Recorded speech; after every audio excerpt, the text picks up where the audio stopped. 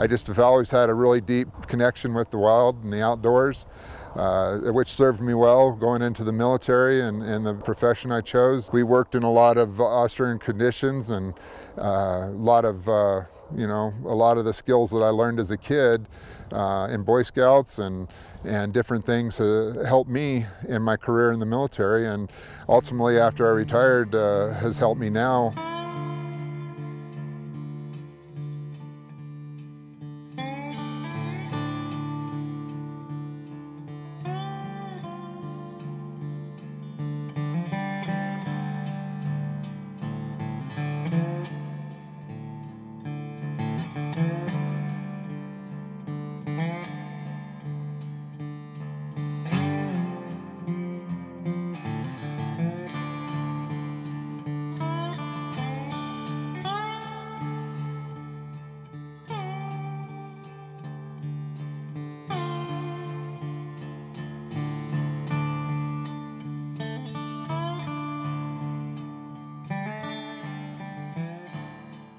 The way this hunt came about was a gentleman had a heart condition that wasn't going to permit him to hunt the tag that he drew, so he donated to Hunting with Heroes. And he, from what I understand from Dan Curra, was interested in me shooting this moose based off of my speech that I gave at the Hunting with Heroes Rocky Mountain Sheep Foundation banquets.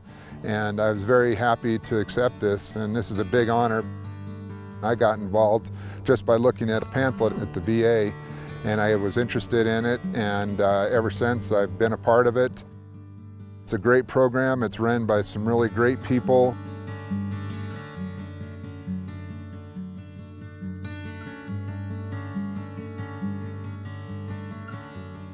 I've had some great experiences, met some wonderful people. So for me to be able to have a donated moose tag has been just incredible.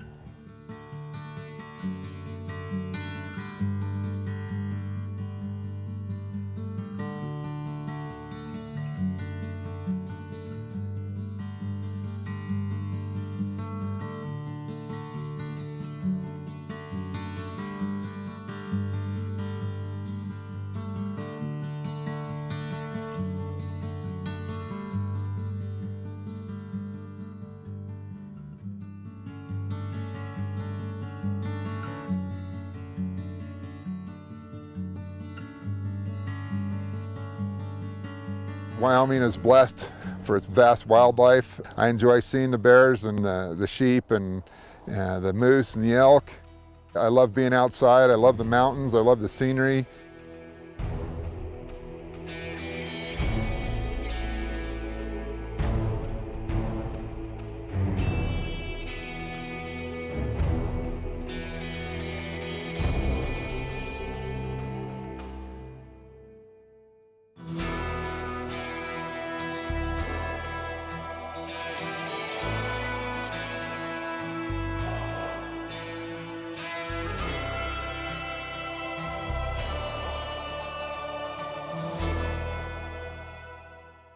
The Best of the West is brought to you by the Wild Sheep Foundation, Hunt & Fool, the Best of the West Shooting Systems, Defiance Custom Actions, Hornady, accurate, deadly, dependable, Huskama Optics, and LongRangeStore.com.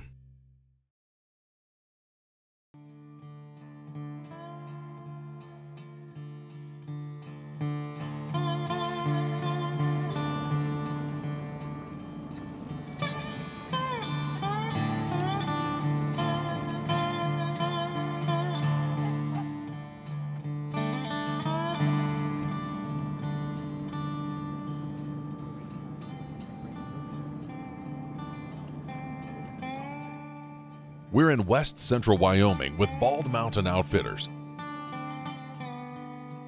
glassing the brushy river bottom country in search of Shiras moose.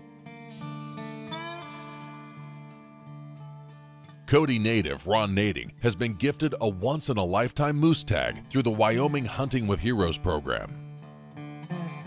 So our assistant guide saw the moose, And we backed up from where he had saw him so we could get a better look at him. He was a moose that I really thought was impressive. Lots of good points on him. He was a big animal. My guide said this was a perfect bull. I stalked him another 50 or so yards, got in on him, waited for about a minute for him to turn to the side.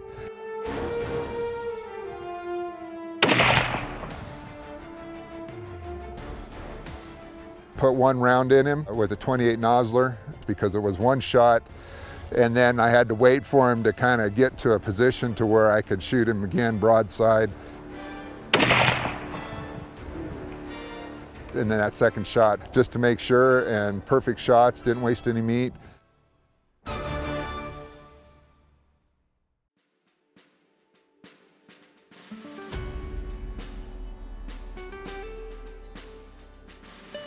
I waited for him to turn sideways on me again.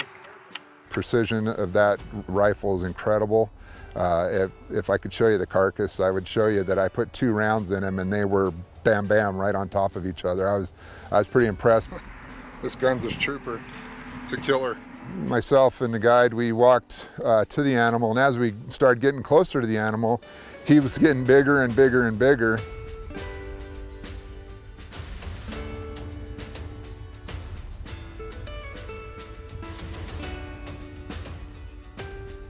He laid down pretty much right by the road, which made it good for me because I have some back and knee issues.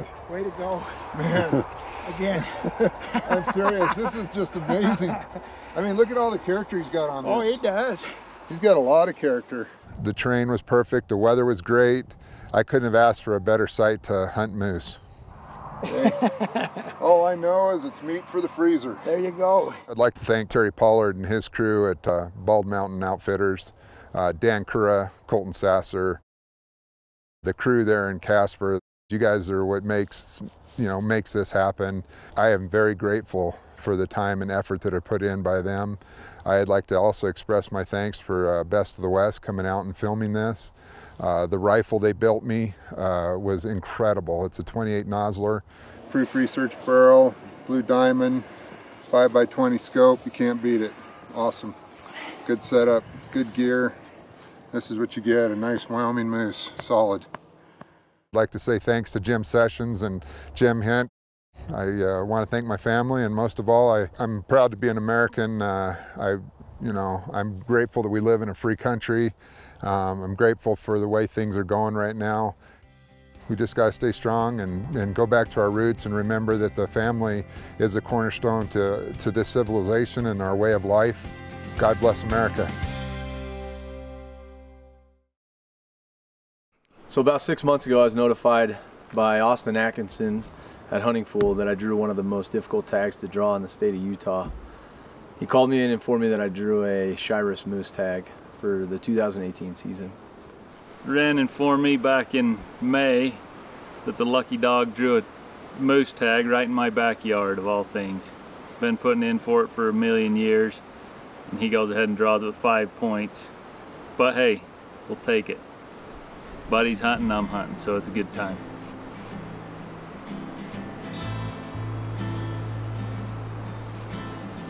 So after several months of scouting and preparation, we got a phone call from a friend of ours, Nick Bamey, who located a monster, gnarly looking drop time bull. And once we saw video and footage, the hunt was on, and he was hands down the #1 bull we were after.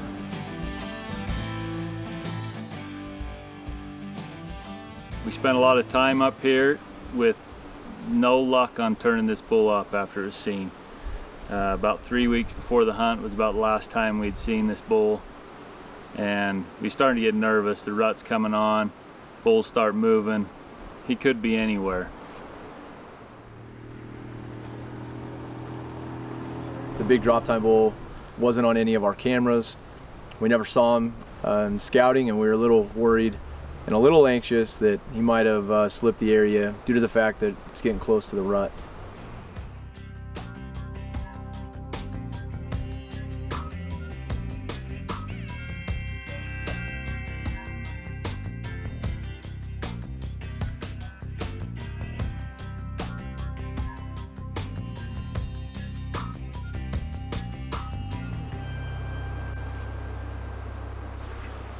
So we took off early in the morning just before sunrise on the razors.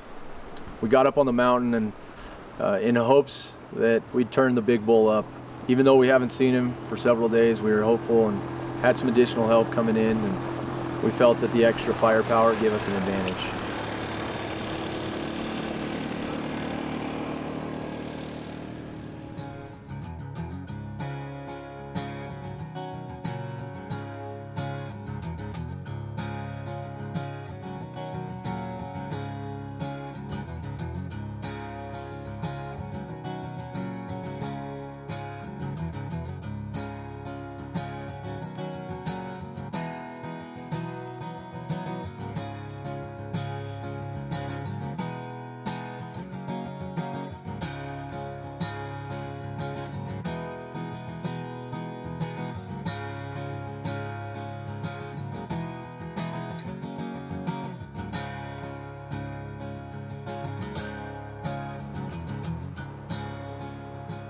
Glassing clear through the morning, the sun's up.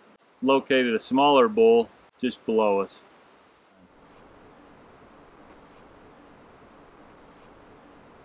We could hear another bull down scraping in the trees, and we waited it out, and here the drop tine bull popped out. About had a heart attack, couldn't believe it. It's almost too good to be true, but there he was, 150 yards staring us down.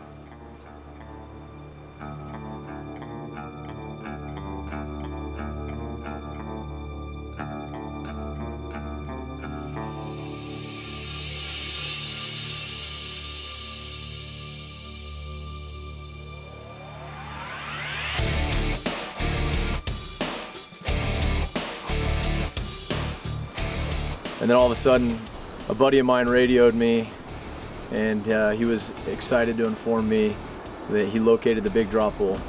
I was equally excited. Sounds good, we're on our way. We gotta go. My heart was absolutely racing.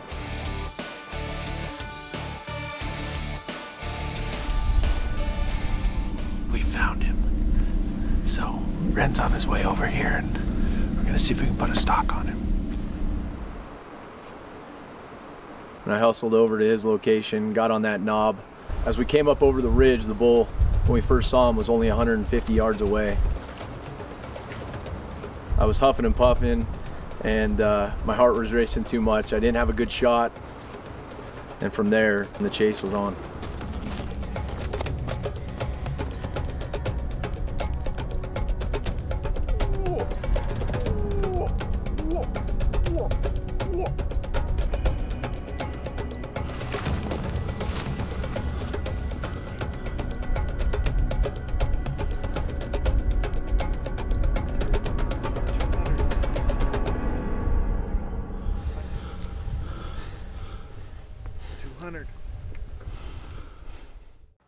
The Best of the West is brought to you by the Wild Sheep Foundation, Hunt and Fool, the Best of the West Shooting Systems, Defiance Custom Actions, Hornady, accurate, deadly, dependable, Huskama Optics, and LongRangeStore.com. The weapon of choice for this hunt is Best of the West's .45 caliber muzzleloader. Here to explain its revolutionary design is developer Landon Gines. When we did the first initial testing, we shot an 11-inch group at 1,125 yards, and that was with 7 shots. At that point, we knew we had something pretty special. So we kind of evolved things from there and pushed it a little harder, and it's just proven to show, like I said, even at long range, we're still holding at least a minute.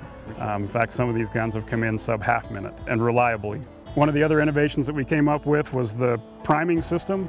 I wanted a priming system that we could feed from a magazine. We've got some brass inserts, and you prime those inserts and then load your magazine full of them. When you're ready to shoot, you just open the bolt, close the bolt, and it feeds one out of the magazine into the breech plug, and you're ready to shoot. You don't have to fumble around. You don't have to remember which pocket you put them in. You've just got 4 of them in your magazine all the time. So you've got plenty for the day's hunting, and it's just one less thing to worry about. The muzzle brakes that are on muzzle loaders that use sabots, they have to be very careful because the sabot can get lodged in the muzzle brake. So doing away with that, let us put a real muzzle brake on it. So with that, we put one that's just a side discharge and nothing down the bottom, so it's not going to blow up a bunch of dirt and debris. It's almost all out the side. So it makes it easier to see too, your shot, your animal, whatever you're shooting at.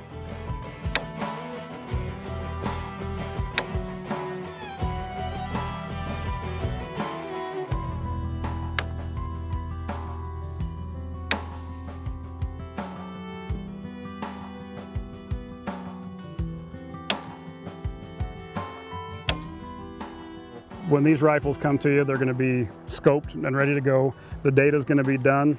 All the wind data, is like with every Husqvarna, is on your turret. So you literally dial to your yardage.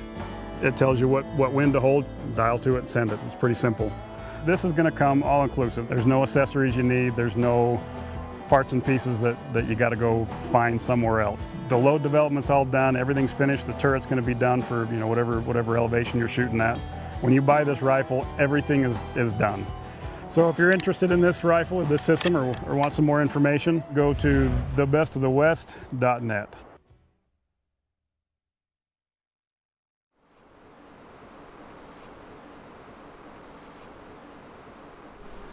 When the dropper bull popped out, he was about 150 yards. We quickly notified Ren, got him on his way over.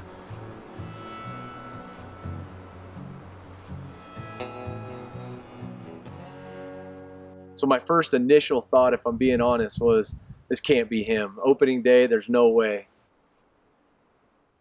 So when we came up over the ridge, saw the drop time bull, the thoughts that were going through my head that it's the first day of the hunt, but with all the preparation that went into this, I knew that without a shadow of a doubt that this was my once in a lifetime opportunity and I had to capitalize on it.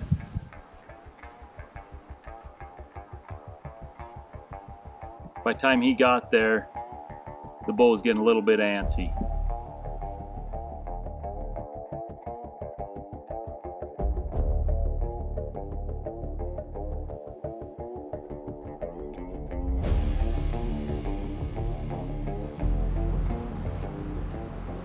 He kind of dropped over the ridge, so we dropped down off the hill, saw the bull again, and he's moving off.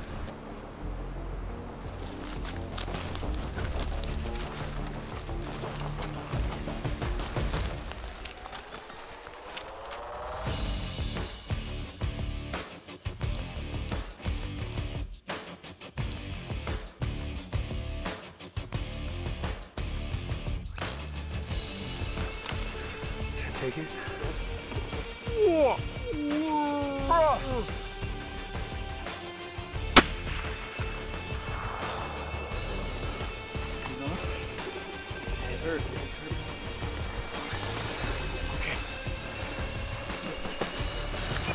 Come on, go down, go down.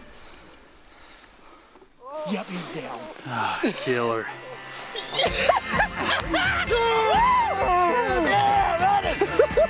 Are you kidding me? I can't. Oh, dude. Oh man. Oh, my God. Yeah! Wow. That is awesome. Oh my God. You know, when you harvest an animal opening day and you spend weeks and weeks in preparation and hours of preparation and scouting and checking cameras, and all of a sudden your hunt is over the first morning, you know, people feel that they wish they had more time on the mountain. And I always love time on the mountain, but I feel like preparation is key. And with the preparation from all of our friends that went into this hunt, from Colton Peterson to Nick Bamey, Kevin Norman helping me out, Austin at Hunt and Pool getting me the tag, it was just a matter of a collective effort and a group effort on everyone's part in making this possible. So the unique thing about this particular hunt was that all of us were able to be a part of the hunt and the harvest itself.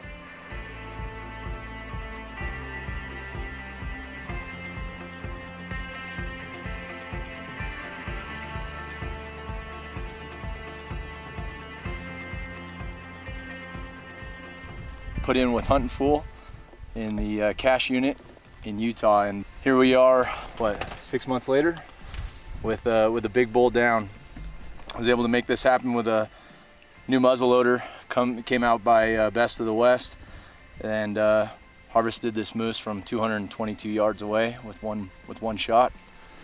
Obviously, it wasn't a solo effort. I had a group behind me that made it all possible. So without them, it wouldn't be worth it, and it wouldn't be near as fun, and wouldn't have happened. So the precision of this muzzleloader is unbelievable. Sub MOA with every muzzleloader that goes out the door.